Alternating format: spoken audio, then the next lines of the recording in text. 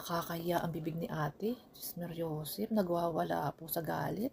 Panatiko po ng mga Duterte. Obsessed yata sa mga Duterte. Napanood nyo na ba itong video ng isang OFW?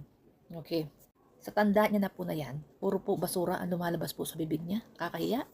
Kanino po magulang ito? Kapatid niyo ba ito? Kapitbahay niyo o kaibigan niyo? Nakakahiya po yung yung pag-uugali, basura. Basura po yung mga lumalabag sa bibig. Ako po'y bumabatikos rin sa korupsyon, pero hindi po ganyan kabasura ang bibig ko. Never. Ay, ito po, ang sabi niya ha, hindi daw kailangan ng OFW ng 5,000 pension. So, mga OFW, hindi nyo daw kailangan ng 5,000 pension monthly. Ang kailangan nyo daw, bring him home. Okay. O, kayo na lang po yon. Kayo na lang po yung mag-bring him home. Kami po, kailangan po namin ng pension. 5,000 monthly.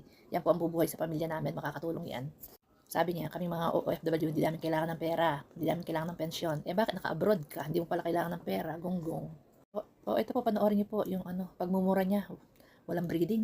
Nakakahiya. Karamihan sa mga nakikita ko pong DDS. Yung karamihan po, hindi ko nilalahat. Puro po ganito, basura po ang bibig.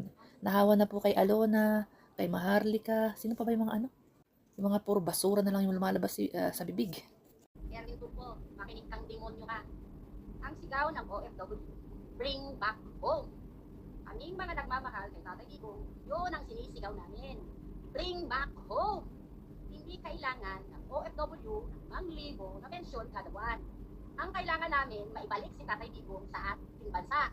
Utang ina mo, Erwin Tulfo. Yung 5,000, offer mo sa mga OFW kada buwan, sasabihin mo na pensyon, utang ina mo ka, kainin mo, lamunin mo.